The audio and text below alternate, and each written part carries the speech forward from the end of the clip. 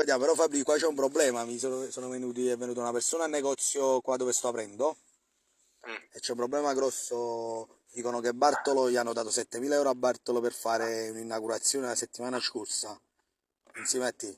Sì, Ma sei serio? Bartolo? Sì, Bartolo si chiama il signore che si è pigliato. Bartolo, dice Bartolo, com'è, sì. Alto? Sì, è un ragazzo giovane, sì, 7.000 euro a mano mia nuora si è pigliato. Si è preso Ma per fare che? 7.000 euro, dicono pure cash, non l'hanno nemmeno fatturati, giusto? No, c'ha dei liquidi. Ma per fare che?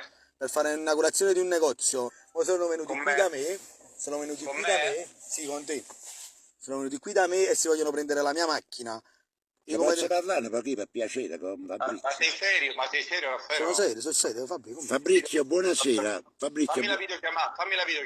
Fabrizio, buonasera. Scusate un attimo, io sono Salvatore. Scusate, Salvatore, buonasera, mi faccia la videochiamata. Ma come ti permetti di fare lì? Io tengo un'età, io tengo 79 anni e sono una persona seria. Quale Ma con chi videochiamata? stai parlando? Oh? Scusate, ma non ho capito. A me stanno pigliati i soldi, a me questi soldi chi me li devi dare? Ma prima cosa, a te come ti permetti di andare da lui che non c'entra niente e chiedere la macchina e di dire questa cosa a me? Ma fammi capire, ma ti stai atteggiando, fammi che tu non sai nemmeno.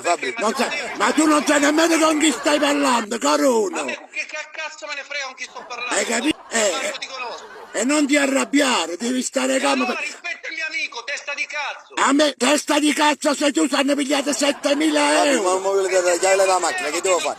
Ma mi prendo le chiavi della macchina, non ti devi permettere di parlare così a un uomo anziano, tengo 79 anni. Io sono Totore Capepesce, Siamo pure Peppo Bombardone, chi è Giuliano. Allora, ascoltami.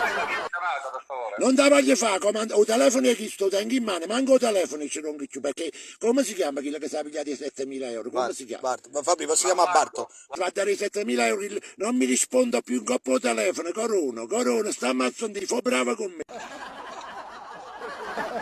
Fabrizio, ma che fine hai fatto?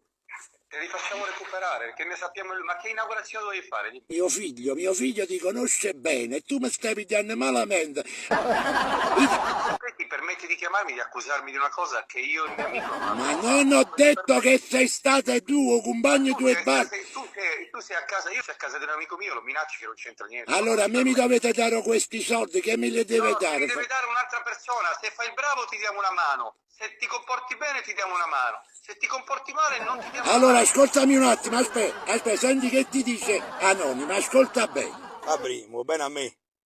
È uno scherzo. È uno scherzo telefonico, Fabrizio Corona con Savio Cavalli, sei un mostro! Lo scherzo ti è stato fatto fare da Anonimo e Peppe Bombardone!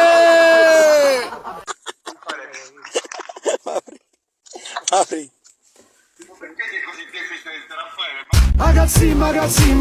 Magazzi, tu stai in negozi, Gesù Giuseppe Sant'Anna e Maria, lei mi diceva tu sia vita mia, poi mi lasciata così mi sapi, con San Giuseppe Sant'Anna e Maria.